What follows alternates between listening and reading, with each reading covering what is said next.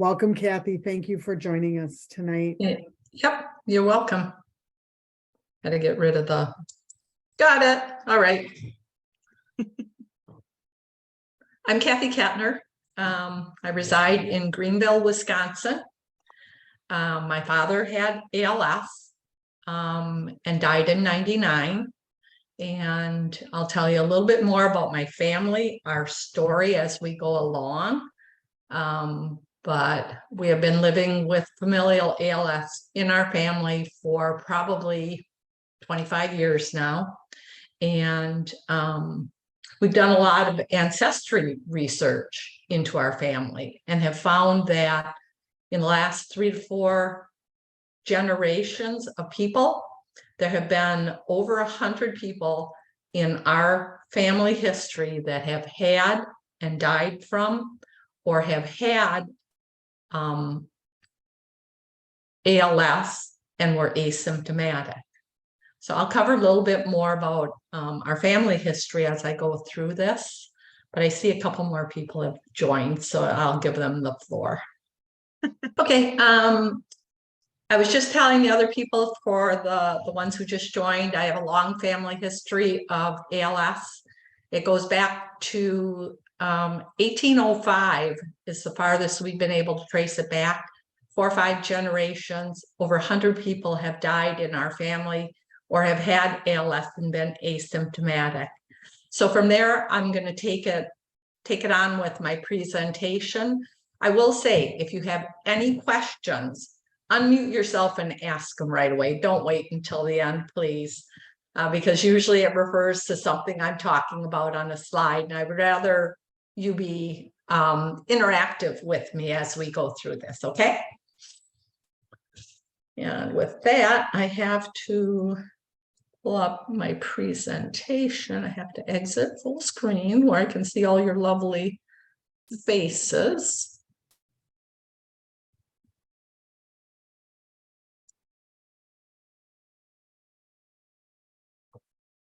Okay, can you see my presentation? Yes, we can. Okay. Next Gen ALS is the name of our organization. It was started by myself and my siblings in honor of all of our kids who we are trying to save. And I'll go into that a little bit more also. Don't know what I just did. Okay, so what is familial ALS? I think most of you already know that it's an inherited form of ALS. It's dominant. It won't skip a generation. It doesn't care about age, doesn't care about gender, doesn't care about race, none of those things. For each person like myself who has ALS, each one of our children has a 50-50 chance individually of inheriting ALS. It's just like inheriting blue eyes or brown eyes, only not quite as much fun. Oh, goodness. Hang on, I got to go back. I'm going to escape. Try again. From the beginning. Now I know how to move it. I'll be much better. Okay. You can carry and never become symptomatic. In other words, once you have the gene in your body, it doesn't mean that you will get the symptoms of ALS. You may be a carrier all your life and never experience the symptoms. Still, your children will have a 50-50 chance of inheriting ALS. ALS is a tough disease. We all know that.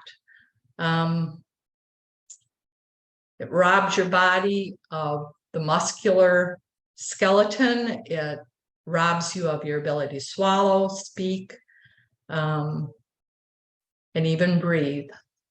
But with FALS, familial ALS, it's even tougher because you will hear it again and again and again. And sorry, it's toughest to hear it from your children.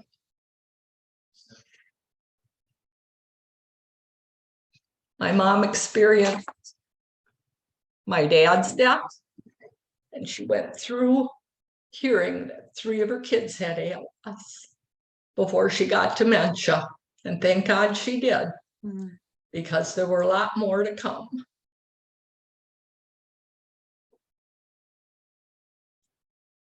This is my family. Pretty proud of them. My dad passed in 99. He was 17-year survivor of ALS. Our form of ALS happens to be a longer, more extended type than some of the types that exist. Typical survival is between 10 and 20 years, and it progresses slowly. My sister Peggy was diagnosed in 2000 and lived until 2018. Can you see my cursor? This is Peggy. My brother Jim and my sister Cindy were both diagnosed in 2012. Cindy passed in 2021. And you can see that there's quite a bit of difference in survival rate there. Each person progresses, even though we may have the same type of ALS, you may get slightly different symptoms. And Cindy had a very wicked cough that also went along with her ALS, and she couldn't put any BiPAP or anything over her mouth. And so she was not able to use like a cough assist or anything like that. And that took her much more quickly. My brother Richard over here and myself right here were diagnosed in 2019. In 2021, my sister Sharon was told she carried the deformity, but she's still asymptomatic, and she's the oldest of the 9. And my sister Jean was told last year that she has ALS. So the only 2 that do not have it are Jerry and Mike. Both of them have been tested, and they do not carry the disease. Of the 7 of us here who have it, we have 20 kids at risk of getting ALS. Oops. Did it again. I better just use the buttons. I'm better at that. Okay. As I mentioned, my dad passed away in 99. In 2000, they identified that we were a familial family. Up until then, we did not know that. That was because my grandmother, my dad's mother, was asymptomatic. She carried and never got it. And then you didn't test for things like that. So our family never knew until 2000, which is about the time that Peggy was diagnosed. We always called ourselves in the next few years fishing for a cure. That was our tagline. And we had 2 big benefits in 07 and 08 that were big top events. And we raised $250,000, and we gave it all to research, which is our passion. And in 2012, we became associated with the ALS Association, and they have been a wonderful group to work with. And we worked very, very closely with the Northeastern Wisconsin Walk up until about 2020, and then we had to back away from that a little bit, and I'll explain that a little bit later. But the 2 big milestone events here were in 2014 when we discovered our gene deformity, which is CHD10.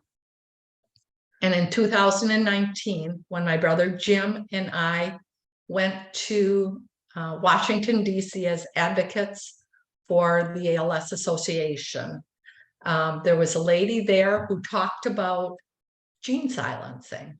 And she talked about the fact that people who were genetic and knew what their gene deformity was could find out more about ASOs and how to silence their form of ALS, which really spurred some heavy discussion within our family when we returned.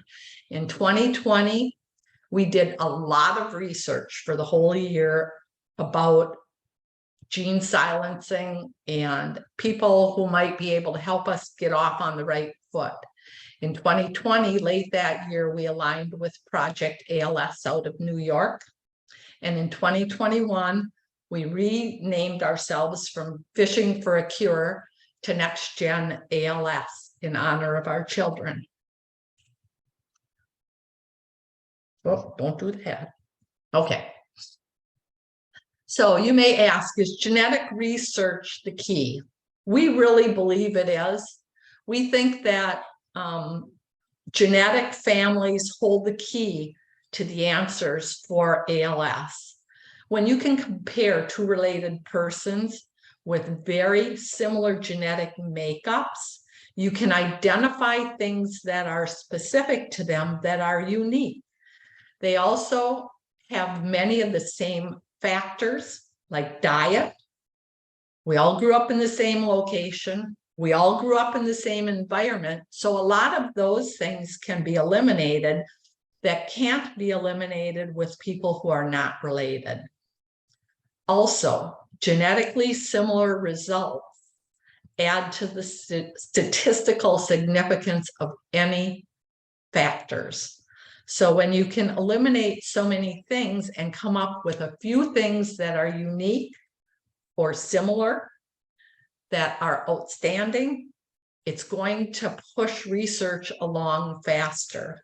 There are a lot of research facilities that are interested in our family, mostly because there are so darn many of us. Here's a little bit of a chart. And I know you probably all know that familial is 10% of all ALS.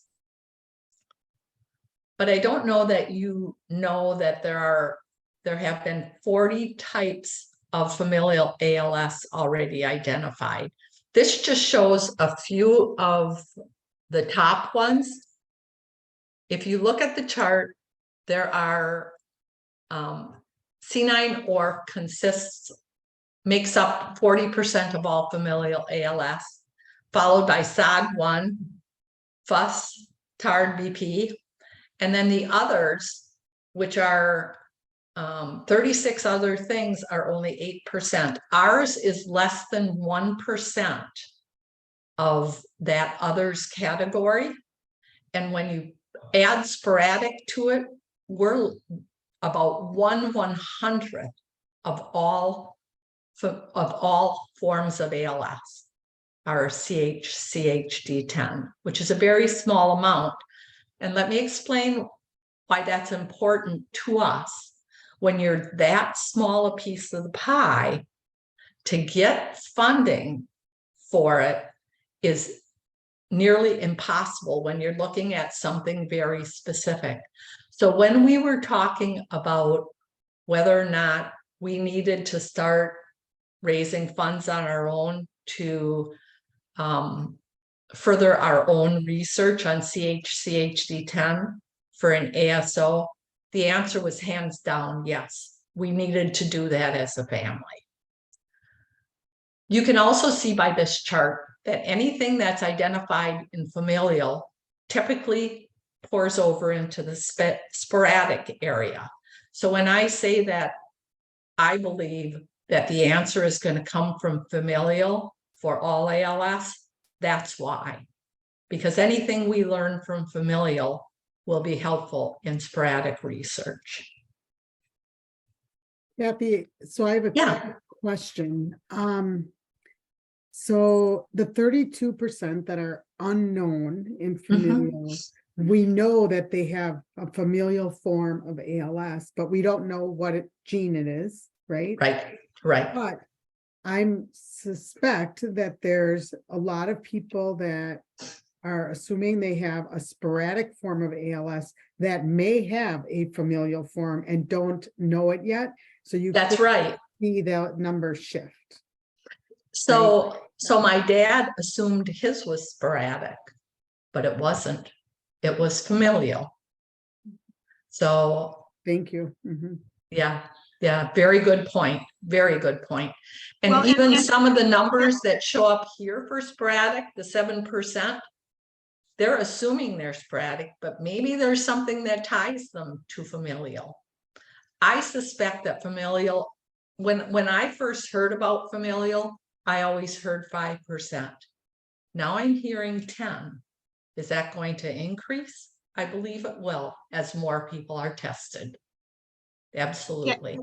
Kathy, I was just going to add the point that a lot more people are being tested now, where it used to be that it was really, unless you had a very strong family connection, they wouldn't even do testing. And I think in part through the ALS Ice Bucket Challenge and some of the money that went towards really supporting a more robust investigation and exploration into the genetic form, I think more and more people, and it's getting more affordable in that. And so I think more people, and so some people who have no reason to think that they may have a genetic form ultimately, find that it is genetic. And so that's Yep. another piece of it. Yep, absolutely. It's a very good point, Diane. Okay, so I know a lot of you are very interested in hearing about genetic testing and my take on that. Once you're diagnosed, why do I believe you should get tested? The first reason is to understand more about what may be available to you. For example, if you're tested and you find out you have SOD1, Tofersen is already available. It's an ASO that's out there and available to people with SOD1. There's also something out there already in an ASO for those who have FUS. FUS is a really tragic form of ALS. It hits the very young, usually in their very early teens to 20s. Real quick, Kathy, can you just Yeah. explain on ASO? I am going to explain that right after this. Oh, okay. But Thank that's you. a very good question. Secondly, it can assist with more directed research. For example, we knew for 5 or 6 years that we were CHD10, but really didn't know how to attack directed research until we found out about gene silencing and ASOs, because that gave us something to chase. And also, you're better able to assess whether or not for research, they always have things that are inclusive and exclusive. You're it's much easier if you know what you are to say, okay, SOD1 is included. Anybody that was SOD1 is included in this genetic research. And if you know you're SOD1, you can sign up directly for that research. It's a really good way to identify whether or not certain research programs are good for you to be part of. If you know your genetic type also, it'll give you the researchers more information about you, and they'll be able to help you understand more about where you can go with research. Now, as a child of a person with ALS, my very first thing I will tell you is it is a very, very personal decision. My children have had to make it. I don't get involved in their decision. If they come and ask me, I will tell them what I think, but I always end that conversation with, it's your decision, not mine. You're of age, you can make that decision. The few things that I will tell you is, if you decide to go ahead with genetic testing, make sure you have your life insurance and long-term care discussed with those you love and are part of your life, because those are two things that can get impacted if you go ahead with testing and you're diagnosed or told that you do carry the gene. The other thing I will say is, Work with qualified geneticists. Don't listen to other people and their opinions on whether you should get information. You have choices when you go through a geneticist. For example, you can get tested and you can find out whether or not you have it. If you're part of a research program like Miami Prefal program, Columbia's family program, and I know that there are some others, they will test you, and you can be part of that research program, and you don't even have to know whether or not you have the gene or don't have the gene. That's a personal decision. I know one of my children is part of a research, and originally, until we got as close as we are with ASOs, he didn't want to know, but he wanted to be part of the research. Again, a very personal decision. And this is just my own personal opinion, but as a child of person with ALS, if I was going to get tested genetically, I would go to a research center. There, the information is kept very confidential, and it's useful in the research that they're doing. And you also don't have to find out whether or not you carry or not if you don't want to. The last thing I would suggest is, no matter what the results, especially as a child of person with ALS, don't publicize your results. Don't tell all your friends, especially if you do carry, because people talk. And you don't need insurance companies or anybody else finding out about it. It's a personal thing. And I guess it's up to each individual how they handle it. But if you go on our website, nextgenals.org, you will see all of the 9 siblings on there and our 2 first cousins who died of ALS. But you won't see information on our children, and many of them have been tested. Again, those are personal decisions until they are diagnosed, if they ever are. And it should be kept personal. So, any questions on this one? I know this was one of the main things that people wanted to find out about. That's my take on this. One question I have, Kathy, is that I know that and I've known a case or two where people were tested and there wasn't any real formal genetic counseling. I would assume that especially if you're going through a research center, that they wouldn't even do the testing until they'd had those conversations with you about, you know, what these results could mean and how to kind of handle and navigate that information. They don't give you that information. What they do is they will call you and say, we've got your test results, but we need to talk to you first. They give you several of the options that are available to you. And, you know, as in, if you find out this is what you might go through, if you decide not to, it's a personal decision. This is how your case will be handled at the research center from this point on. And you can always change your mind and find out at a later date. So they walk through very, very specifically what your options are and how it might impact you, both mentally and physically. I mean, it's not to be taken lightly. I never wanted to find out. I didn't find out. I found out when I started getting fasciculations. So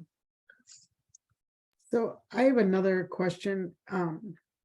My mom had a rare lung disease, and I participated in a research study at UW-Madison, and it was, I was a healthy participant, presumably Okay. a healthy participant. And my first question to them was, will you be able to send the results? Because it was like some MRI, blah, blah, blah thing. And I asked, can you send the results to my physician? So they have a baseline, so they have something about like what the study is showing about me personally, and they would not disclose that. So I don't know if, obviously there's studies where things are different and protocols different, but I think it's very important to, like, there was a lot of materials to look through before I signed up. And I would just caution that people really read that fine print, because I Yes. was kind of surprised that they wouldn't share. Yeah, certain ones won't. It's closed book. I know Miami's prefals does. I know Columbia will. I think UMass might have one too, but I'm not sure. So there are different ones that handle things differently. I know our family went down to Miami prefals to start with, and now a lot of us have gone through Columbia also. You know, because that's where they're doing our testing, and we want to support both of them. So research centers are great. You have to ask the questions. You know, as with any position, write down anything that comes to mind and bring it up, because I know that we're trying to find out right now, because we want to do some testing out at the NIH, National Institute of Health. Whether or not Miami gives out information. I said, I doubt it, but you can ask, you know, to my kids. I think they'll have to go through it again. So, very personal decisions, work with a genetic counselor, because you need to hear from them what they know, and they're very knowledgeable in the area of genetic testing. Okay, what is an ASO and how does it work?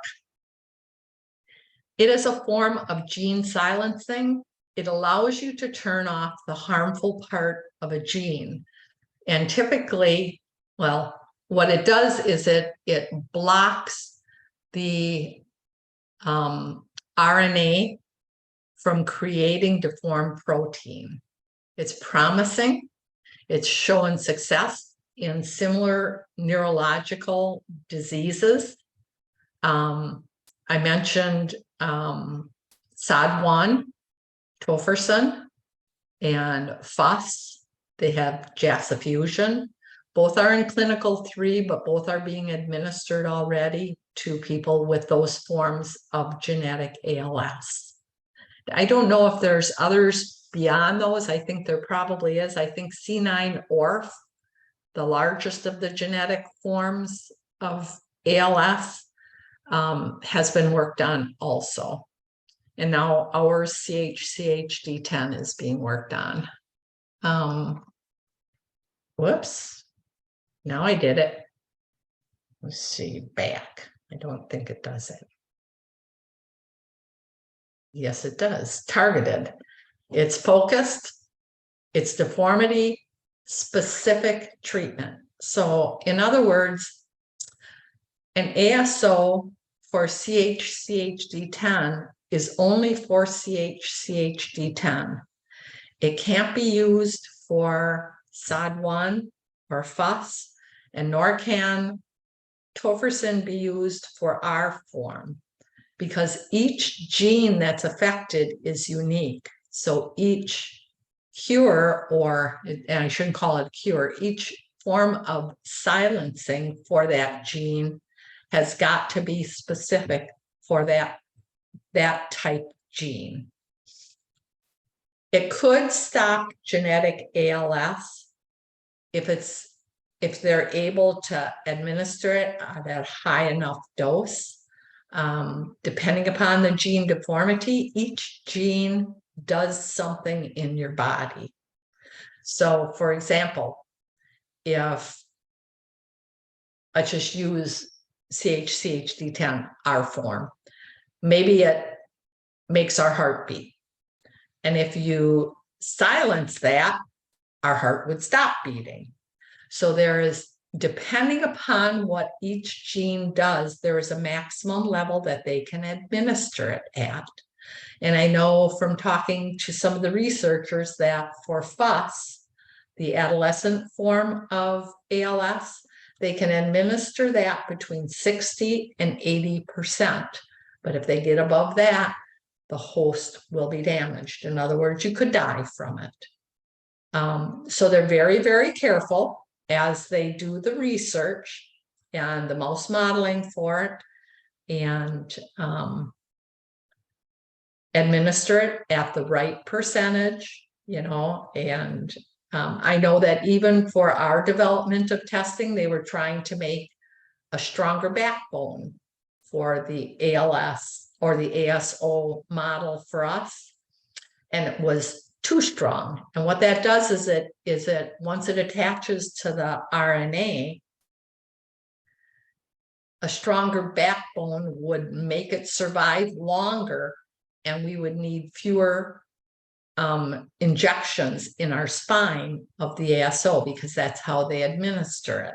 So they were trying to make it last longer, but it got too toxic. So they had to back out of that and start over again with less toxic ASOs. And that's how they test. They test with the mouse models. Weill Cornell has the mouse models, and they're doing testing there for us.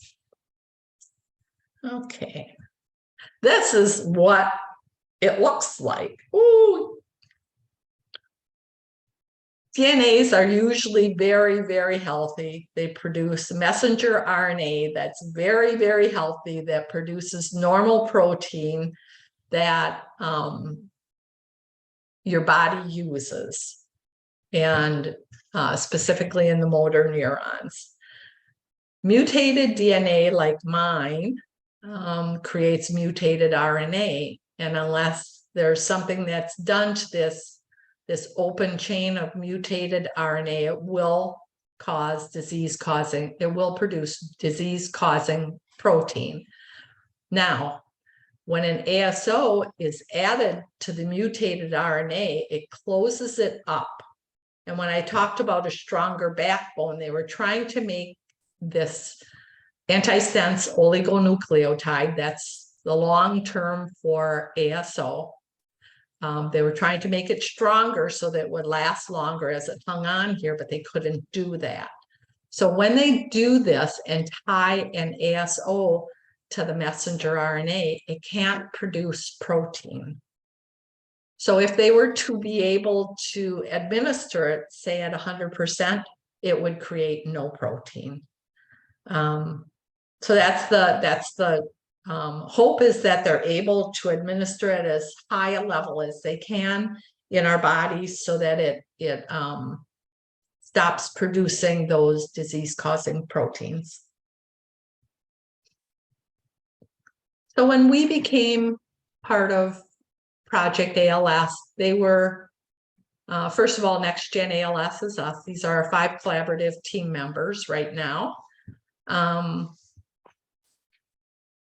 Next Gen ALS was started by us. We were established in 2021, and we are the fundraising arm of the team. That's always been our forte. We're good at fundraising and like to do that. Project ALS was the group that pulled up alongside of us. They have the same mission and vision as us. They are very collaborative and like to give all their money to research. They helped us align our vision with some of the leaders in the genetic research industry, and they coordinated the efforts between all of our arms of our team. They also allowed us to self-direct our own funds, which was important to us. The other 3 members of our team are Weill Cornell. Weill Cornell does all the mechanistic studies, the mouse modeling. Columbia University, under the direction of Neil Schneider, has worked on the FUS gene, and he has strong ties with Ionis, who created the ASOs for us. Ionis also has strong ties to a philanthropic arm which is willing to help us pay for any clinicals if we get that far. And those are very, very expensive. So I think that's about it. I don't know if this, okay. I'm going to skip it then.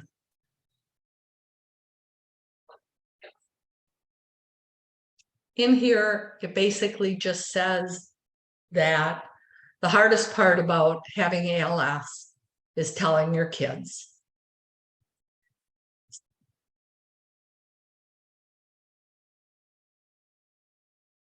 You're not only telling them that they're going to see you die, but you're also telling them that you can't protect them.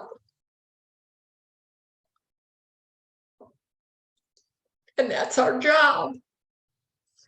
That sucks.